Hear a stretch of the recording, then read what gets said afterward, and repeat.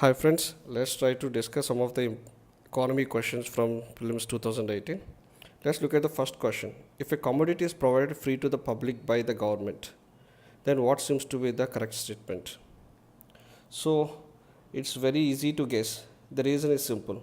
Here in this case, he has given all the options about opportunity cost. He does mean to ask you who exactly bears the burden. Obviously, the one who contributes to the government is the one who bears the burden. And who is contributing it? The taxpayers. So it is with the taxpayers' money, the government would end up subsidizing the rest of the other people. So obviously, anything that comes at free of cost to us would be at the cost of, or simply due to the contribution of these taxpayers. So option C seems to be the correct option. Increase in absolute and per capita real GNP do not connote a higher level of development. So the question could be interpreted in so simple way that increase in absolute real per capita GNP I am considering here as simply as income. So just rise in income of a nation doesn't mean to say a development of the nation. I hope you understand the difference between income and the difference between development, or the gap between difference between growth and the difference between development. So an economy experiencing rise in income is said to experience rise in growth, but that doesn't connote development if at all the nation experiences high rise in poverty and unemployment. Does mean that the income might not be fairly being redistributed among the people in the society. Henceforth, simply rise in GNP doesn't mean development. That could be said simply by looking at this particular aspect of rise in poverty and unemployment. Despite being a high saving economy, capital formation may not result in significant increase in output. Obviously, you might be knowing savings and investments in an economy are highly related. So more are the savings, more seems to be the investments. The reason is simple. The source of funds for investors seems to be stemming from the savings. But why is it in spite of India having on an average of more than 30% to around 30 to 35% of savings to GDP ratio, we have very low output in this country? So out of all these four options, what seems to be the best option? Weak administrative machinery. Of course, this is something many of you might be accepting it. Illiteracy, high population density, and high capital to output ratio. So out of all these options, what seems to be difficult in understanding is the option D. You might be knowing what is the meaning of high population density, illiteracy, and weak administrative machinery. But what is high capital to output ratio? It is simply the investment that I need to make, or it's simply the relation between the amount of money I invest and the output I get out of this particular amount of money I invested. So capital is simply, the money invested and the proportionate output that I generate out of it. In India, it's generally known that the capital to output ratio in India is very high. The next question, which one of the following statements correctly describes the meaning of a legal tender money? So what exactly is legal tender money? Anything that you use in exchange for goods and services and which the seller cannot refuse to accept. Let's say if you approach a shopkeeper and you offer him a Pakistani currency, simply Pakistani currency or Sri Lankan currency, that particular shopkeeper have every reason to refuse accept that currency. But in any case, if you offer him any Indian currency, there is no valid reason, or simply as per the legal process, he cannot afford to refuse accepting that currency. So any such domestic currency of a particular country seems to be the legal tender money of that respective country. So what seems to be the best explanation? The money which a creditor is under compulsion to accept in settlements of his claims seems to be the correct answer. Consider the following statements. Human capital formation as a concept is better explained in terms of a process which enables. So what is human capital? So you might be knowing something about physical capital. So the buildings, the roads. That is something generally what we call physical capital. And here in this case, he is expecting you to know something about human capital. So what seems to be the human capital? So the amount of knowledge you gain, the intellectual property you own. So this is something what we call it as human capital. So that's the basic reason we generally call education, health as simply the social or simply the social investments that we need to make. So here in this case, when it comes to the word called human capital formation as a concept is better explained in terms of a process which enables the individuals of country to accumulate more capital, increasing the knowledge, skill levels and capacities of the people in the country. So this seems to be one of the correct option. Accumulation of tangible wealth. So it doesn't matter with respect to how many buildings and how many cars you own. It matters with respect to how much of knowledge you have. So accumulation of intangible wealth. So option C seems to be the correct option. Consider the following statements. The Reserve Bank of India manages and services Government of India securities but not any state government securities. So here in this case you can easily make it out by reference. RBI, one of the functions of RBI is it act as a bankers to the government. So of course both to the government of India and also to the state governments. So henceforth RBI also is also responsible in managing securities state government. So option 1 is correct, but he has given but not any state government securities. So since he asked you the correct statement and here being the wrong statement, so you can eliminate A and D. Treasury bills are issued by the government of India and there are no treasury bills issued by the state governments, of course is correct. Treasury bills offer or at discount to par value. So this is something you might be doing. All money market instruments more or less in India are traded at discount to face value. Henceforth option C seems to be the correct option. Capital adequacy ratio is the amount that banks have to maintain in the form of their own funds to offset any loss that banks incur if the account holders fail to repay dues. In fact, this is exactly the meaning of what exact is capital adequacy ratio. Many of you might have come across this as part of Basel norms. And when it comes to capital adequacy ratio is decided by each individual bank. No, in general Basel norms. In fact, the Basel committee recommends and the respective central banker of that particular nation, here in this case RBI, prefers how much a CR a bank has to maintain. So option, okay, the second seems to be wrong. So only option 1 is correct. With reference to the government of public sector bank, with reference to the governance of public sector banking in India, consider the following statements. Capital infusion into public sector banks by the government of India has steadily increased in the last decade. Capital infusion. Why do government has to recapitalize these public sector banks? Because they might be making huge amount of non-performing assets. So in order to ensure the banks would not experience huge amount of losses and the banks would not collapse, the government has this basic package, something generally what we call bailout package, or simply what we generally call it as recapitalization. And in this case, this particular statement says for the last 1 decade, for the last 10 years, there is a continuous rise in it. In fact, of course, in the name of Indradhanush, recently the government started giving huge amount of support, but that doesn't mean the government has consistently started increasing. So steadily increased might not be the correct. In fact, if you look at the past data, you can also see it has not steadily risen. There is also rise and fall. So henceforth, this is not a correct statement. To put public sector banks in order, the merger of associate banks with parent State Bank of India has been affected. Of course, this is something you might have come across in the newspaper regularly. So the second statement is the correct statement.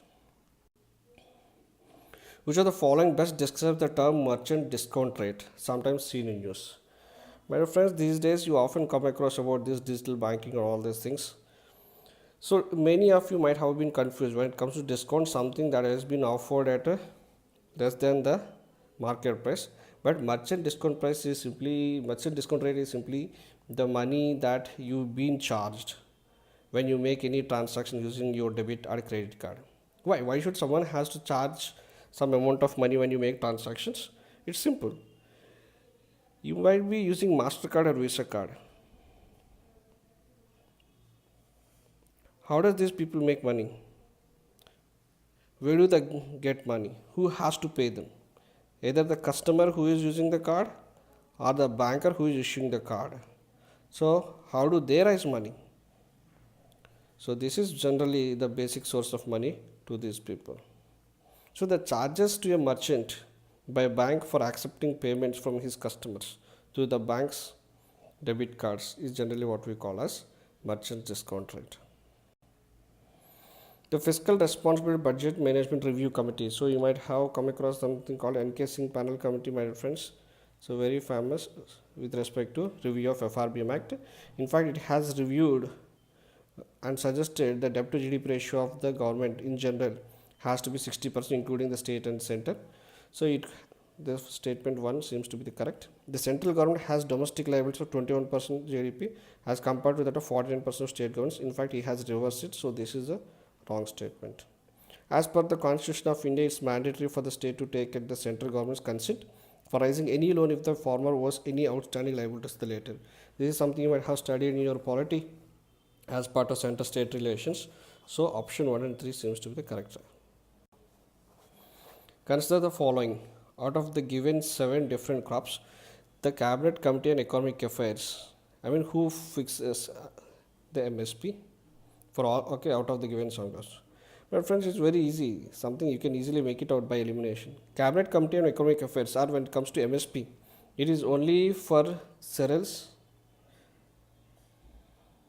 food crops, pulses and oil seeds.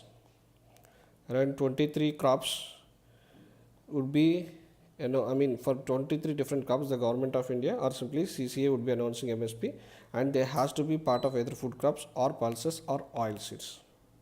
Anything out of them would be out of the purview of CCA. So what seems to be out of these particular things? Arcanet is not part of it, coffee not part of it, and turmeric is not part of it. So obviously 2, 4, 5, 6 seems the correct option. India enacted GA tag. Of course, this is something needless to explain, WTO, because most of you might have come across this very controversial, very important agreement called TRIPS. With reference to the provisions under National Food Security Act 2013, consider the following statements. The families coming under the category below poverty line only are eligible to receive subsistence food grains. My dear friends, the Food Security Act itself guarantees food to around 67% of people of India. And BPL families are much less than 67%. So the statement 1 is wrong. Henceforth, you can eliminate both A and C. And coming to the 3 only or 2 only, let's look at the second. Pregnant women and lactating mothers are entitled to take home ration of 600 calories per day during pregnancy. Sorry, it has to be, I think, 1600 calories per day during pregnancy and for 6 months thereafter. As such, there is no exclusive provision that they have to take only 1600 during their pregnancy and after that. So anyone who is eligible, and it around 67% of people would be given. So this is not only meant for pregnant women. The eldest woman in household of age 18 years or above shall be the head of the household for the purpose of issuance of a ration card. Yes, so BPL card issued to the eldest woman in the household. So this is something you might have been aware of. With reference to digital payments, consider the following statements. BIM app allows the user to transfer money to anyone with a UPI enabled bank account. I hope this is something everyone would be knowing about. What seems to be complex is the second statement. While a chip PIN debit card has 4 factors of authentication, BIM app has only 2 factors of authentication. In fact, it's not exactly 2, my friends, it is 3-factor authentication.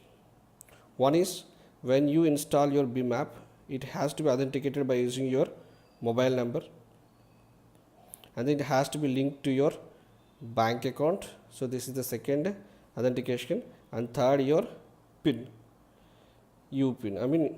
Whatever the PIN that you have, that you would be using when it comes to usage of this UPI enabled bank account. So second statement seems to be the wrong statement. So option 1 is the correct statement. Who among the following links all the ATMs in India?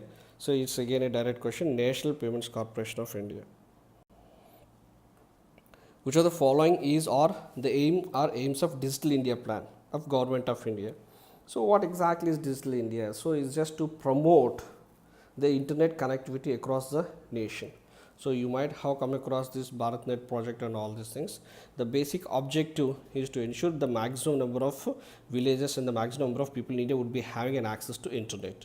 So what seems the appropriate explanation for it? Connect many of our villages to internet and bring Wi-Fi to many of our school, public places and major tourist centers. So this is in fact the best explanation. Formation of India's own internet companies like China did. In fact, there is nothing as such an idea for the government. So one is obviously wrong. So now let's look at the second. Establish a policy framework to encourage overseas multinational corporations that collect big data to build their large data centers within our national geographic boundaries. In fact, this might be part of our IT policy, but in fact, this is not basically a plan of Digital India. So even the second statement is wrong. So henceforth, B is the correct answer. With reference to the solar power production in India, consider the following statements. India is the third largest in the world in the manufacture of silicon wafers used in photovoltaic units. These days, my friends, in fact, you might have been coming across these many a times because of that particular anti-dumping duty that we have levied on the solar cells coming from China and USA. So this is something you can easily make it out. The reason why we are levying huge anti-dumping duty because we import a lot. So since we import a lot, we can say rather than being the manufacturers, we are the one who purchase more. In fact, this is a wrong statement. We are not the third largest in manufacturing. We are one of the largest in consuming, but not in manufacturing. So this is a wrong statement. The solar power tariffs are determined by Solar Energy Corporation of India. In fact, like many of the power tariffs, the solar power tariff also has been left to market in India. It has been deregulated. So option B is the correct. With reference to Pradhan Mantri Kaushal Vikas Yojana, consider the following statements. It is the flagship scheme of Ministry of Labour and Employment. Friends, it is not the flagship scheme of Ministry of Labour and Employment. In fact, it is the flagship scheme of Ministry of Skill Development and Entrepreneurship. So option 1, okay, statement 1 is wrong. So 1 A and D is eliminated. Now let's look at the two options. It, among other things, will also impart training in soft skills, entrepreneurship, finance and digital literacy. Of course, it aims to align competencies of unregulated workforce of country to the national skill qualification framework. So that is the basic purpose of it. Henceforth, option C seems to be the correct option. Consider the following items. So in fact, this seems to be a tricky question because remembering many things, what comes under GST, what comes under 5% tax rate, what comes under 12%, 18%. So that is something really difficult to remember. But you can make a mere guess, my friends. Those who are regularly following newspaper can easily say mostly processed food is something taken as an industrial output, and rest of the other things like cereal grains, salt, chicken eggs and newspapers containing advertisement are simply the one which are exempted out of GST. So 1, 2, 4. The quantity of imported edible oils is more than the domestic production of edible oils in the last 5 years. In fact, my friends, you can get this statement from economic survey. In fact, that seems to be true. The government does not impose any customs duty. So just because we import more edible oil than what we produce doesn't mean that we import without any taxes. There is something called customs duty levied.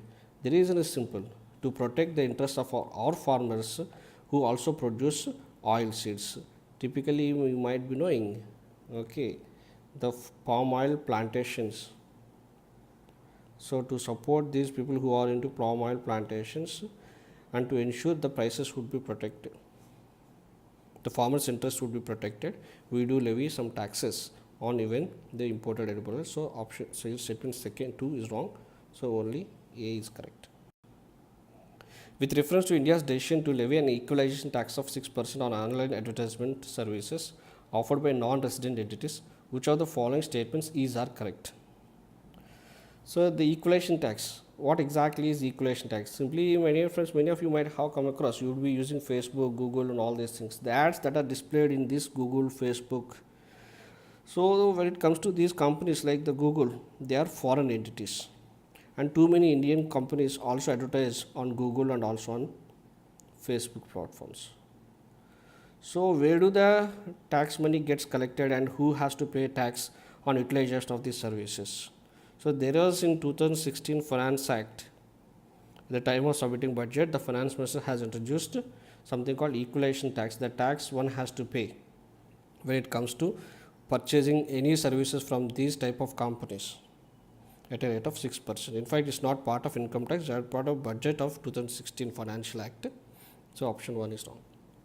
Non-resident entities that offer advertisement service in India can claim a tax credit in their home country under the double taxation avoidance agreement.